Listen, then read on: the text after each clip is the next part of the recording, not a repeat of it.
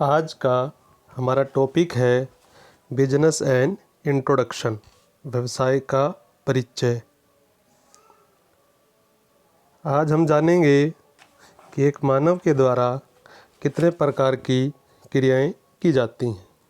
तो human activity दो प्रकार की होती है, इकोनॉमिक और नॉन इकोनॉमिक, आर्थिक और अनार्थिक क्रियाएं। तो वन बाय हम देखते हैं। आर्थिक क्रियाओं को तीन भागों में बांटा गया है: बिजनेस, प्रोफेशन और एम्प्लॉयमेंट, व्यवसाय, पेशा और रोजगार। और अनार्थिक क्रियाएं हैं। अनार्थिक क्रियाओं में आता है धार्मिक कार्य, सामाजिक कार्य और देश की सेवा करना। तो बिजनेस खरीदना, बेचना, इंश्योरेंस, ट्रांसपोर्ट, वेयर हाउसिंग और विज्ञापन का। और उसके बाद प्रोफेशन डॉक्टर, वकील, इंजीनियरिंग, ये सब प्रोफेशन में आते हैं। और रोज़गार में मैनेजर, सुपरवाइज़र, वर्कर और कर्मचारी वगैरह। ये हमारा ह्यूमन एक्टिविटी के दो पार्ट हो गए, इकोनॉमिक और नॉन इकोनॉमिक। इकोनॉमिक्स आगे हम डिटेल में स्टडी करते हैं बिजनेस, प्रोफेशन और एम्प्लॉयमेंट के बारे में।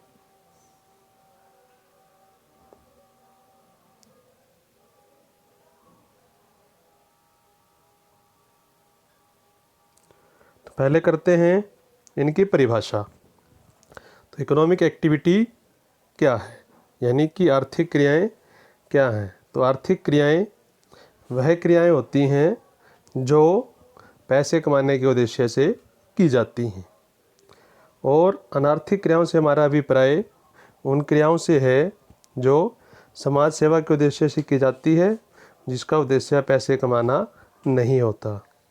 और बिजनेस यानी कि व्यवसाय। तो व्यवसाय से हमारा अभिप्राय व्यवसाय उन आर्थिक क्रियाओं से है जो व्यवसाय के द्वारा लगातार लाभ कमाने के उद्देश्य से वस्तुओं का उत्पादन और उनका वितरण करते हैं, और लाभ कमाने के लिए उनका जो व्यवसाय है वो किया जाता है। उसके बाद है पेशा, प्रोफेशन। पेशे वह आर्थिक क्रिया है जिसके अंतर्गत एक योग्य और कुशल व्यक्ति के द्वारा देश और समाज के जो लोग हैं उनकी सेवा की जाती है। जैसे डॉक्टर, वकील, इंजीनियरिंग, ये जो है अपनी योग्यता और कुशलता के आधार पर सेवा के माध्यम से लोगों को अपना जो हुनर है, टैलेंट है, लोगों की सेवा करते हैं। उसके बाद आता है रोज़गार, एम्प्लॉयमेंट। तो एम्प्लॉयमेंट के अंदर जो व्यक्ति है दूसरों के लिए कार्य करता है और बदले में जो मेहनताना है सैलरी या वेजिस के रूप में उसे प्राप्त होता है।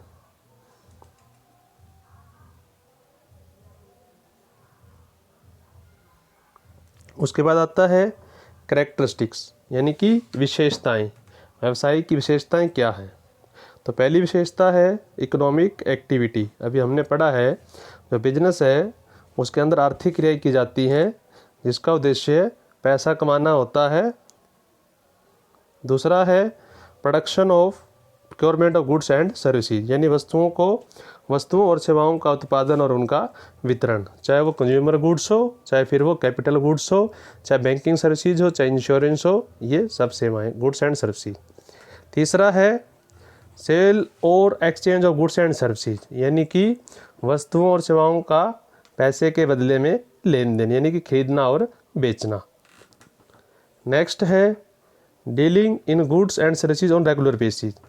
जो भी व्यवसाय के द्वारा या लेन देन किए जाते हैं वह लगातार होने चाहिए। यदि सिर्फ एक ही लेन देन हुआ है तो उसे व्यवसाय नहीं माना जाएगा, यह लगातार कंटिन्यू होना चाहिए। उसके बाद है प्रॉफिट मेकिंग। हर व्यवसाय का जो सबसे मुख्य उद्देश्य होता है वह लाभ कमाना होता है। अनसर्टेनिटी ऑफ अर्निंग, यानी कि जो आय है उसमें अस्थिरता। कोई भी जो व्यवसाय है उसकी जो आय होती है वो अस्थिर होती है, कभी कम, कभी ज़्यादा, कभी बहुत ज़्यादा प्रॉफिट तो कभी हानि में भी व्यवसाय चला जाता है, तो अस्थिरता बनी रहती है। उसके बाद है रिस्क। कोई भी व्यवसाय हो उसके अंदर है जो रिस्क है वो हर व्यवसाय में होता है कि व्यवसाय चलेगा नहीं चलेगा, आगे बढ़ पाएगा नहीं बढ़ पाएगा, तो हर व्यवसाय के अंदर जो रिस्क है वो पाया जाता है। उसके बाद आता है डिफरेंस बिटवीन बिजनेस, प्रोफेशन और एम्प्लॉयमेंट, व्यवसाय, पेशे और रोज़गार में अंतर। तो पहला अंतर है बिजनेस की शुरुआत, यानी जो शुरुआत कब हो सकती है, पेशे की, बिजनेस की और एम्प्लॉयमेंट की, रोज़गार की। तो कब हम इन्हें शुरू कर सकते हैं? तो पहला है बिजनेस यानी कि व्यवसाय। व्यवसाय की जो शुरुआत है, जो लीगल फॉर्मेलिटीज़ होती हैं कुछ व्यवसाय में, तो उनको पूरा करने के बाद अगर कोई लीगल फॉर्मेलिटी नहीं है तो आप अपना व्यवसाय शुरू कर सकते हैं। पेशे की बात करते हैं। पेशे में अगर आप डॉक्टर हैं तो डॉक्टर की डिग्री प्राप्त करने के बाद, अगर आप वकील हैं तो वकालत की डिग्री प्राप्त करने के बाद, तो यानी कि जिस भी पेशे में आप जाते हैं उसका सर्टिफिकेट या डिग्री आपको जब मिल जाती है उसके पश्चात आप अपना पेशा शुरू कर सकते हैं। तीसरा है रोज़गार, एम्प्लॉयमेंट। तो जब भी किसी व्यक्ति को रोज़गार मिलता है तो जैसे ही उसे अपॉइंटमेंट लेटर मिलता है यानी नियुक्ति पत्र प्राप्त होने के पश्चात वह अपना रोज़गार शुरू कर सकता है। तो ये थी कब शुरुआत हो सकती है व्यवसाय की, पेशे।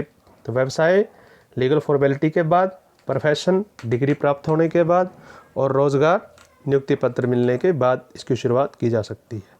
दूसरा है नेचर ऑफ वर्क, यानी कि क्या कार्य होता है इनके अंतर्गत। तो व्यवसाय में वस्तुओं और सेवाओं का उत्पादन और इसकी बिक्री। उसके बाद आता है प्रोफेशन। प्रोफेशन में जो भी एक व्यक्ति है जिसने डिग्री हासिल की है, स्पेशलिस्ट है वो अपने कार्य में, तो वो अपने एक स्पेशलिस्ट के रूप में लोगों को सेवाएं देता है। डॉक्टर के रूप में मरीजों को देखता है। वकील वकालत करता है, जो भी विक्टिम या जो भी होते हैं उनके लिए वो केस लड़ता है। उसके बाद आता है रोज़गार। तो एम्प्लॉयमेंट के अंदर क्या कार्य किया जाता है? तो एम्प्लॉयमेंट के अंदर वही कार्य किया जाता है जो उस व्यक्ति को उसके मालिक के द्वारा दिया जाता है। उसके बाद आता है तीसरा, पूंजी की ज़रूरत। बिजनेस के अंदर जैसा बिजनेस छोटा है बड़ा है उसके साइज़ और उसकी प्रकृति के आधार पर पूंजी की आवश्यकता पड़ती है, ज़्यादा पूंजी की आवश्यकता होती है मोस्टली व्यवसायों में। उसके बाद आता है प्रोफेशन में लो कैपिटल यानी कि कम पूंजी की आवश्यकता होती है क्योंकि यहाँ पर नॉलेज और स्किल ज़्यादा इम्पोर्टेंट है। उसके बाद आता है रोज़गार के लिए शुरू करने के लिए कोई पूंजी की आवश्यकता नहीं होती। उसके बाद आता है रिस्क, किस में ज़्यादा है किस में कम। व्यवसाय में ज़्यादा रिस्क है क्योंकि हानि भी हो सकती है, हानि उठानी पड़ सकती है व्यवसाय में, तो रिस्क ज़्यादा है। प्रोफेशन में रिस्क कम है और एम्प्लॉयमेंट में कोई रिस्क नहीं है। काम पे जाते हैं तो तनख्वाह मिल जाती है, नहीं जाते हैं तो तनख्वाह कट सकती है, लेकिन कोई रिस्क नहीं है नुकसान होने का। उसके बाद आता है क्वालिफ़िकेशन रिक्वायर्ड, यानी कितनी क्वालिफ़िकेशन होनी चाहिए बिजनेस के अंदर, प्रोफेशन में और एम्प्लॉयमेंट में। तो व्यवसाय में नो क्वालिफ़िकेशन रिक्वायर्ड, यानी कि एक अनपढ़ व्यक्ति भी व्यवसाय को शुरू कर सकता है। जैसा कि आप जानते हैं बहुत से लोग ऐसे हैं जो बड़े बड़े बिजनेसमैन हैं लेकिन उनकी क्वालिफ़िकेशन नील है, यानी कि वो अनपढ़ भी हैं। उसके बाद आता है प्रोफेशन यानी कि पेशे। तो पेशे के अंदर हाई क्वालिफ़िकेशन की रिक्वायरमेंट होती है। डॉक्टर है तो MBBS की, वकालत है तो LLB की डिग्री उसको चाहिए, यानी कि हाई क्वालिफ़िकेशन रिक्वायर्ड। उसके बाद आता है रोज़गार, डिपेंड ऑन जॉब। क्लर्क है तो क्लर्क के हिसाब से रिक्वायरमेंट, PN है की पोस्ट है तो PN के हिसाब से रिक्वायरमेंट, जैसी जॉब उसके अकॉर्डिंग उसकी क्वालिफ़िकेशन होनी चाहिए। उसके बाद आता है उद्देश्य क्या है व्यवसाय का, पेशे का, रोज़गार का। तो व्यवसाय कोई भी हो उसका सबसे मुख्य उद्देश्य होता है लाभ कमाना, और प्रोफेशन का मुख्य उद्देश्य होता है आय कमाना, लेकिन लोगों की सेवा के साथ साथ सेवा भी करते हैं और साथ में आय भी अर्जित करते हैं। उसके बाद आता है रोज़गार में व्यक्ति को उसके कार्य के बदलों में सैलरी, अगर वो कर्मचारी है, अगर वो मजदूर है तो उसे मजदूरी मिलती है कार्य के बदले में। उसके बाद ट्रांसफ़र ऑफ इंटरेस्ट, क्या आप अपना जो इंटरेस्ट है यानी कि जो आपका टैलेंट है या आपकी जो व्यवसाय है उसे आप किसी और को आगे दे सकते हैं या नहीं दे सकते। तो बिजनेस जो है उसके अंदर जो ट्रांसफ़र है पॉसिबल है, यानी कि आप अपना व्यवसाय जब चाहें किसी को भी बेच सकते हैं, कोई प्रॉब्लम नहीं होती ट्रांसफ़र में। बात करते हैं प्रोफेशन की, इसमें ट्रांसफ़र पॉसिबल नहीं है क्योंकि जो डॉक्टर है अपनी डिग्री किसी और को नहीं दे सकता है कि आप मेरी जगह डॉक्टरी कर लें, तो जो डॉक्टर है वही डॉक्टरी कर सकता है। तो प्रोफेशन में जो अपना इंटरेस्ट है वो ट्रांसफरेबल नहीं है। उसके बाद करते हैं रोज़गार की, तो रोज़गार में भी नॉट पॉसिबल, यानी कि अगर आप नौकरी पर रखा गया है तो आपको ही नौकरी करनी होगी। अगर आप नहीं करना चाहते तो अपने स्थान पर किसी को नहीं छोड़ सकते, आप छोड़कर जा सकते हैं, वो मालिक की मर्जी है, वो किसी और को रख सकता है, तो ट्रांसफ़र नहीं हो सकता नौकरी का इसके अंदर। उसका आता है टेस्ट ऑफ एफिशिएंसी, यानी व्यवसाय की जो कुशलता है ये तीनों की जो कुशलता है वो किस प्रकार मापी जाती है, अभी कौन कुशल है कैसे पता चले। तो व्यवसाय की जो कुशलता है वो उसके लाभ से मापी जाती है। जितना लाभ हम मान के चलते हैं कि वो व्यवसाय उतना ही कुशल है। और बात करते हैं प्रोफेशन की यानी क्वालिटी। तो डॉक्टर है, जितने बढ़िया इलाज करेगा, जितने मरीज उसके ज़्यादा ठीक होंगे, तो हम ये मान के चलते हैं कि वो डॉक्टर उतना ही बढ़िया है, यानी कि क्वालिटी ऑफ सर्विसेज। बात करते हैं रोज़गार की, डेडिकेशन टू जॉब, यानी कि जो कर्मचारी है वो अपना कार्य कितनी मेहनत और लगन के साथ कर रहा है, तो उसके अनुसार हम उसकी कुशलता को माप सकते हैं। बात करते हैं कोड ऑफ कंडक्ट की, तो वो व्यवसाय के लिए कोई कोड ऑफ कंडक्ट लागू नहीं होता। उसके बाद आता है पेशे के ऊपर कोड ऑफ कंडक्ट लागू होता है। तो डॉक्टरों के लिए डॉक्टर की जो चाहे इनकी जो है कोड ऑफ कंडक्ट लागू होते हैं, डॉक्टर के नियम, और जो वकालत है उनके ऊपर वकीलों के नियम लागू होते हैं, इन पर एप्लीकेबल होता है कोड ऑफ कंडक्ट। बात करते हैं रोज़गार की। रोज़गार के अंदर केवल जो मालिक और कर्मचारी के बीच में अनुबंध हुआ है कॉन्ट्रैक्ट, उसी के आधार पर जो है वो करना होता है उसको कार्य। अब बात करते हैं ये साथ में जो अंतर हमने अभी किए हैं उसको हिंदी में भी यहाँ हमने दे दिया है, ताकि जो हिंदी मीडियम के हमारे छात्र हैं वो अंतर कर सकें, क्योंकि ये इंपॉर्टेंट क्वेश्चन है। इसके अंतर्गत बिजनेस और उसकी हम फीचर भी कर सकते हैं, साथ साथ प्रोफेशन उसकी फीचर, रोजगार उसकी फीचर भी साथ साथ हो जाती हैं। उसके बाद करते हैं व्यवसाय के उद्देश्य। तो व्यवसाय के जो उद्देश्य हैं वो दो प्रकार के होते हैं, इकोनॉमिक यानी आर्थिक उद्देश्य, दूसरा सामाजिक उद्देश्य है, सोशल ऑब्जेक्टिव्स। फिर इकोनॉमिक्स ऑब्जेक्टिव को आगे 3 पार्ट में बांटा गया है। आर्थिक उद्देश्यों को लाभ कमाना, ग्राहक को बढ़ाना और नव परिवर्तन कुछ नया करते रहना। उसके बाद जो हमारा सामाजिक उद्देश्य है उसको फिर आगे 4 भागों में बांटा गया है। पहला हाई क्वालिटी, यानी कि जो प्रोडक्ट अच्छी क्वालिटी का हो, कम्युनिटी डेवलपमेंट में सहयोग करें, फिर रिटर्न टू इन्वेस्टर और प्रोवाइडिंग एम्प्लॉयमेंट। तो 1 बाय 1 अब हम इनका आगे स्टडी करेंगे कि जो उद्देश्य हैं वो हमारे व्यवसाय के आर्थिक और सामाजिक। पहले करते हैं आर्थिक उद्देश्य। तो व्यवसाय का जो आर्थिक उद्देश्य है पहला, वो है प्रॉफिट मेकिंग। आप जानते हैं कोई भी व्यवसाय हो उसका सबसे मुख्य उद्देश्य होता है लाभ कमाना, क्योंकि बिना लाभ के कोई भी व्यवसाय लंबे समय तक नहीं चल पाएगा। व्यवसाय को आगे बढ़ाने के लिए, उसको आगे ले जाने के लिए, लोगों को सैलरी देने के लिए, लोगों को पेमेंट करने के लिए, तो प्रॉफिट व्यवसाय में ज़रूरी है। बिना प्रॉफिट के कोई भी जो व्यवसाय है लंबे समय तक जीवित नहीं रह सकता। दूसरा है क्रिएशन ऑफ कस्टमर, यानी कि ग्राहकों को बढ़ाना, ज़्यादा से ज़्यादा कस्टमर करना, क्योंकि मोर कस्टमर मोर सेल मोर प्रॉफिट। तो इसीलिए कस्टमर को बढ़ाया जाए और कस्टमर के साथ साथ उनकी सेटिस्फेक्शन का भी ध्यान में रखा जाए। कस्टमर तभी बढ़ेंगे किसी व्यवसाय में जब आप उन्हें अच्छी क्वालिटी का प्रोडक्ट दोगे, प्राइस सही चार्ज करोगे, और आफ्टर प्रोडक्ट जो सर्विसेज या सेवाएं होती हैं वो ग्राहक को बिजनेस के द्वारा दी जाएंगी, तभी जो है आपके ग्राहक बढ़ पाएंगे। बात करते हैं रेगुलर इनोवेशन, यानी कि निरंतर परिवर्तन। तो प्रत्येक व्यवसाय को यह चाहिए कि वह जो वस्तु या प्रोडक्ट का उत्पादन करता है उसके कलर में, उसके साइज में, उसके शेप में, उसके आकार में परिवर्तन होते रहना चाहिए, क्योंकि जो लोग हैं कुछ ना कुछ परिवर्तन चाहते हैं, चाहे वो कलर में कर दें, चाहे शेप में कर दें, चाहे साइज़ में कर दें, प्रोडक्ट में कर दें, कुछ ना कुछ नव परिवर्तन होते रहना चाहिए, जिससे जो है ग्राहक आकर्षित होता है नई चीज़ों की तरफ। तो ये तो थे हमारे आर्थिक उद्देश्य, लाभ कमाना, ग्राहक में वृद्धि करना और कुछ नया करते रहना।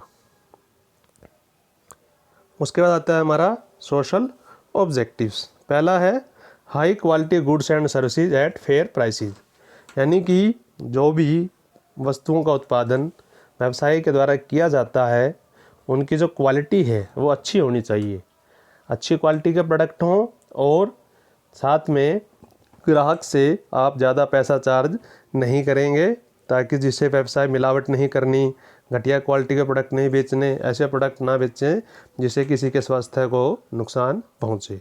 तो बढ़िया क्वालिटी होनी चाहिए प्रोडक्ट की, और प्राइस जो है वो भी उचित होना चाहिए। उसके बाद आता है कंट्रीब्यूशन टू कम्युनिटी डेवलपमेंट, यानी कि समाज सुधार में भी आपका योगदान होना चाहिए। तो व्यवसाय है उसकी ये दायित्व बनता है कि वो व्यवसाय को आगे बढ़ाने के साथ साथ समाज की वृद्धि में, समाज के उत्थान में भी अपना योगदान दे।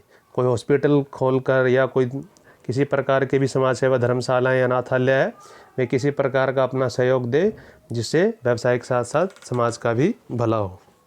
तीसरा है adoption of fair trade practices, यानी कि आप जब व्यवसाय करते हैं उसमें किसी प्रकार की अनुचित जो कार्य हैं वो आप नहीं करेंगे, यानी कि गलत एडवर्टाइजमेंट नहीं देना, ब्लैक मार्केटिंग, काला बाज़ारी मत करना, मिलावट नहीं करनी, गलत सूचनाएं नहीं देना। तो ये सारी चीज़ें आपको करनी है ताकि जो आपका व्यवसाय है लंबे समय तक चल सके। उसके बाद आता है हमारा रोज़गार। तो जो व्यवसाय है वो समाज में रहकर समाज के लोगों के लिए किया जाता है, तो इसलिए ये हर व्यवसाय का उद्देश्य बनता है कि वह लोग जो समाज के लोग हैं उनको रोज़गार दे और लोगों को जीवन को ऊपर उठाने में अपना महत्वपूर्ण योगदान दे।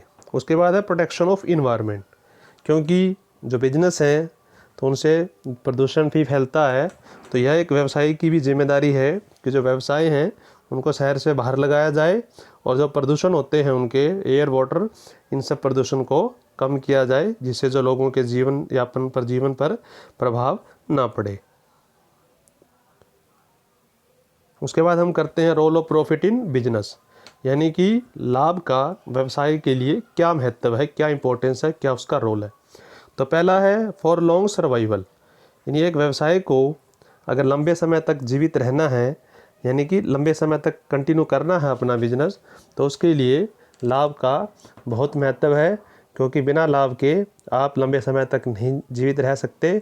और क्योंकि जो लाभ है किसी भी व्यवसाय के रीढ़ की हड्डी होता है, अगर लगातार वो हानि कमाएगा तो व्यवसाय बंद होने के कगार पर पहुंच जाता है। दूसरा है ग्रोथ एंड एक्सपेंशन, यदि कोई व्यवसायी अपने व्यवसाय को आगे बढ़ाना चाहता है, मान लीजिए जैसे वो पहले सिर्फ एक डिस्ट्रिक्ट में उसका व्यवसाय फैला हुआ है, उसको स्टेट लेवल तक फैलाना चाहता है, नेशनल लेवल तक फैलाना चाहता है, तो वो तभी पॉसिबल हो पाएगा जब किसी व्यवसाय के पास अर्निंग होगी, आय होगी, या लाभ के रूप में वो पैसे कमाएगा, जिससे वो अपने व्यवसाय को आगे बढ़ा सकता है। तीसरा है इंक्रीजिंग एफिशिएंसी, यानी कि जो उसकी क्षमता है या कुशलता है उसको बढ़ाना। तो जो व्यवसाय है, प्रॉफिट जो है उससे क्या है, जो उसके कर्मचारी हैं वो भी खुश होते हैं, जो उसका मालिक है वो भी खुश होते हैं, क्योंकि उन्हें लाभों में हिस्सा प्राप्त होता है मालिकों को, और कर्मचारियों को कई बार जो कंपनी अगर ज़्यादा प्रॉफिट कमाती है तो कुछ बोनस के रूप में दे देती है, जिससे कर्मचारी भी खुश और वो भी खुश, जिससे उनकी कार्यकुशलता में भी वृद्धि होती है। नेक्स्ट है हमारा for building Prestige and recognition. इससे क्या है, अगर कोई व्यवसाय लगातार लाभ कमाता रहता है तो जो लोग उनमें पैसा इन्वेस्ट करते हैं तो वो भी उसमें विश्वास करते हैं उस संस्था पे, और संस्था की जो प्रेस्टीज है, आत्मसम्मान है, जो उसकी पहचान है वो बनी रहती है, और सभी उसी की तरफ आकर्षित होते हैं, क्योंकि वो अपनी एक पहचान बना चुका होता है मार्केट के अंदर। जो उसके शेयर होल्डर हों तो उनको अच्छे से डिविडेंड देती है कंपनी, और जो उसके लेनदार हैं उनका जो भुगतान है समय पर कर देती है, जिससे कंपनी की पहचान बनती है। उसके बाद है गुडविल, यदि कंपनी लगातार लाभ कमा रही है व्यवसाय, तो उसकी जो रेपुटेशन है बहुत ज़्यादा हो जाती है, वो प्रसिद्धि यानी गुडविल, ख्याति बढ़ जाती है। तो लोग ये मानकर चलते हैं कि जो व्यवसाय ज़्यादा लाभ कमाता, हमने पढ़ा था अभी, कुशलता जो मापन है व्यवसाय का वो लाभ से होता है, तो उसकी जो गुडविल है वो भी बहुत ज़्यादा होती है, जिस व्यवसाय में लाभ लगातार होता रहता है। लास्ट आता है profit as indicator of efficiency, यानी किसी व्यवसायी की जो कुशलता है या क्षमता है वह लाभ से ही आकी जाती है। जो व्यवसाय जितना ज़्यादा लाभ कमाता है तो हम ये मानकर चलते हैं कि व्यवसाय उतना ही कुशल है, सक्षम है, और उतनी ही तेज़ी से वो आगे बढ़ रहा है। तो वह जो प्रॉफिट है किसी भी व्यवसाय का कुशलता मापने का सबसे बड़ा पैमाना होता है। आप सभी का धन्यवाद।